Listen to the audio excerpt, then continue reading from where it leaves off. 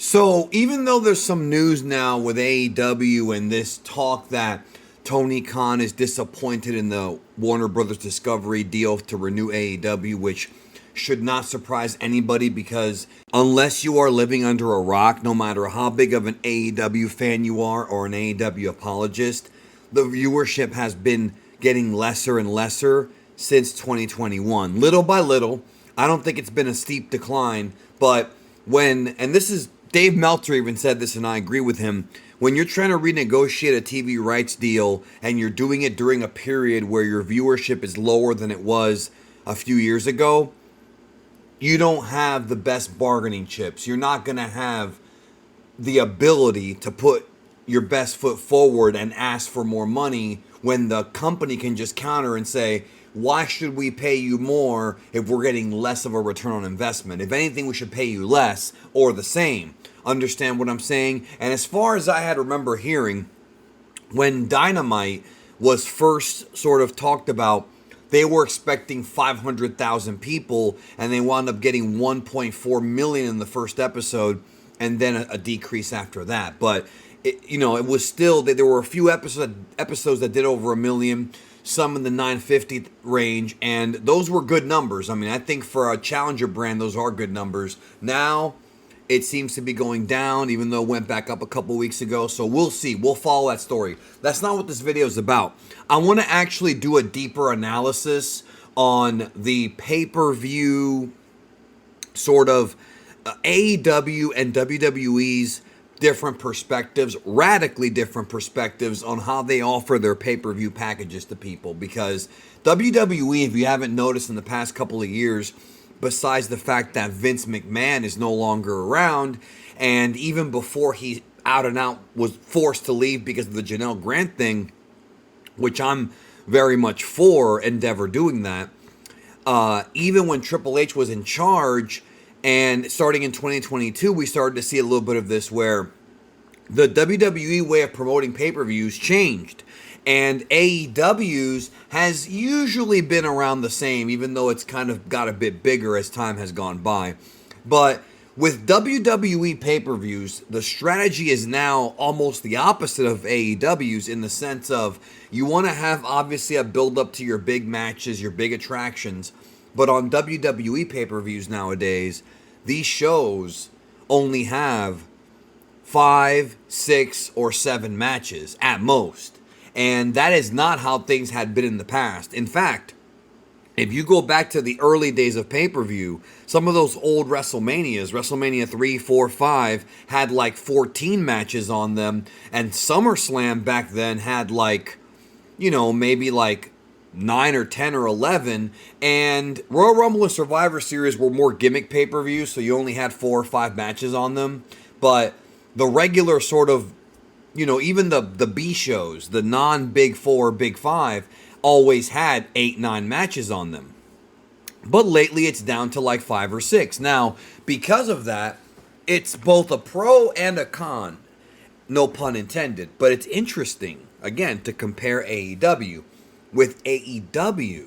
AEW started with first having a quarterly pay-per-view strategy where you had 4 big pay-per-views every year. Double or Nothing, All Out, Full Gear, and Revolution. And then they added, when Tony bought Ring of Honor, there were 3 Ring of Honor pay-per-views they would do a year. Death Before Dishonor, Supercard of Honor, and Final Battle. But do those really count as being alternates? Well, they were usually on alternate months. However, lately, that strategy in the past year or so has changed because now AEW is running 9 pay-per-views a year. And eventually we'll probably get to 12. I know that strategy down the road is to eventually do 1 a month at least. So that's coming. But initially, AEW pay-per-views were not available on a streaming service. They were not available on the AEW network. There was no such thing. Still isn't as of this recording.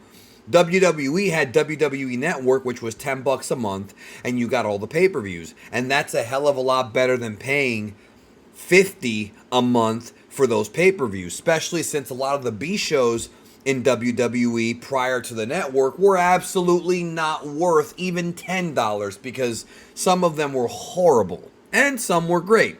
But nevertheless, the strategy changed.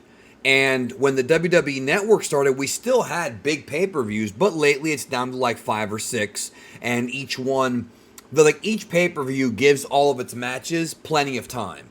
Like, you're going to get plenty of time. Now, with AEW, originally when they had the 4 pay-per-view formula, every pay-per-view they put out was minimum 4 hours. Maybe not the super early ones, and I'm not even including the pre-show.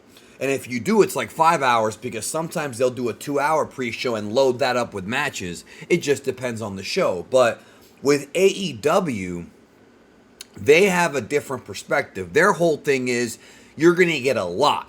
And AEW pay-per-views are known to have 10, 11, 12 matches, maybe even up to 16, including the pre-show. And it's a lot of matches, and they get a lot of time usually, and you end up with a very long pay-per-view.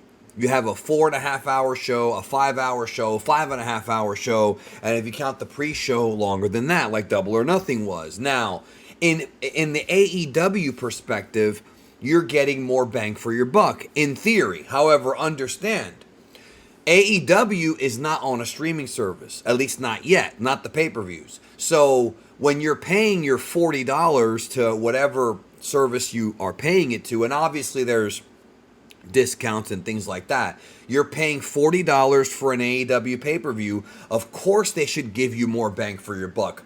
Of course they should give you a 4 or 5 hour show. I mean, you're paying big money, so you should, bigger than $10 a month. So you should, in theory, be getting more stuff. And when AEW was running 4 pay-per-views a year, this made sense because at the time, you only got an AEW pay-per-view once every few months, and that show had to be big, had to be good for it to matter. It was sort of that whole scarcity effect where less is more. However, lately, you now have more pay-per-views. You've got All In, you've got Wrestle Dream, you've got World End, you've got Dynasty. So AEW Forbidden Door, AEW is now adding more shows to the calendar, but it seems like, at least based on Double or Nothing, the pay-per-views are still going to end up being super long. Now, obviously, some of these shows can be super long depending on the importance of the show or, the course, sort of the scarcity of it. Like, if you've got a couple shows a year that are 5 hours, that's fine. But if every pay-per-view is going to be 5 hours, people are going to be tired. And it's not just going to the show that makes you tired. You have to remember, as a wrestling fan, people drive to these shows. There's people that choose to drive and don't get hotels, and they end up driving 2 hours, let's say, to an AEW show or an hour, and then when the show ends at 12:30 at night, they're not out of the arena till 1:30, and they're not on the road till 2. They won't get home till 3 or 4 in the morning. And I dealt with this actually when I went to SummerSlam, because that show went a little bit long and we were stuck in the parking lot because there was a casino that was built into the parking lot there in Detroit. We were stuck in the parking lot for 2 hours, did not make it back to the house I was staying in until 5 a.m. Now, that's not WWE's fault.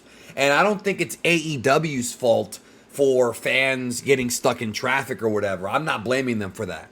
But if AEW will add more shows to the calendar, then maybe, shaving the time a bit to keeping it 3 to 4 hours is best, because then everything stays hot, everything stays fresh, and you don't risk burning the crowd out. I remember watching World's End and Full Gear. The crowd seemed a little bit burnt out by the end. Double or Nothing, they were hot.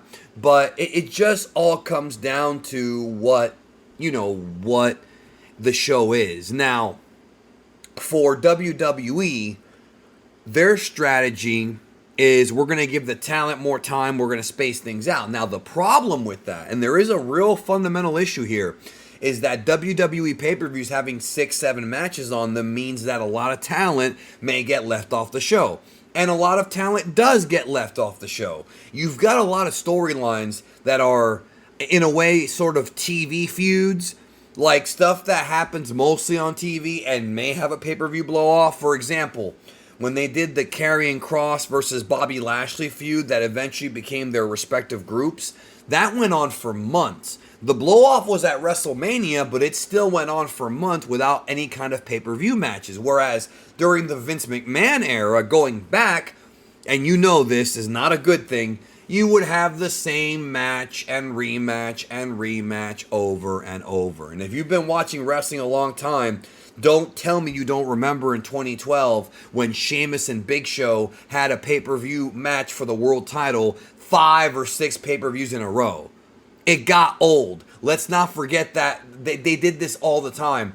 I remember Christian and Randy Orton. They had that 2011 feud where Randy Orton won 90% of it, and they headlined or wrestled on like 4 or 5 shows in a row. Like, that type of stuff makes pay-per-views mean less. It really does. But now in this current era, they're able to space things out. But if a talent is not on a pay-per-view, that may negatively reflect their wallet. Obviously, the contract structure differs from talent to talent, but if you're not on a big pay-per-view, maybe it's going to end up lowering your drawing power on that show, or lowering what you value, what your value is to the company based on that show. So it becomes a balancing act that wasn't really an issue prior to this era because WWE had more matches on each show and they could go longer. With this whole Peacock era or WWE Network era, and with the original traditional pay-per-views going down, they could do pay-per-views as long as they want and break whatever time constraints they might have. And then the question becomes, if the rumored possible future streaming deal for AEW with Warner Brothers Discovery, HBO Max, or whoever comes to fruition, that means their pay-per-views may move to that platform, which is probably not going to charge you extra to watch the pay-per-views. I would assume it would be just you pay for HBO Max, which I think is up to $20 now. You pay for HBO Max and, you know, you're good to go with AEW. Or is it a situation where at that point, because AEW will in theory be making more money from whatever cut HBO Max gives them instead of making regular pay-per-view money, at that point, do they reduce the amount of, you know, the length of the pay-per-views? You know, it's just interesting how you have two different strategies, and it does kind of depend on how much of a wrestling fan you are. I think people who are hardcore wrestling fans, who have been fans for years, they don't give a damn if a show is 4 or 5 hours long. They don't care. 6 hours long even. Lord knows I don't. But let me tell you something, man.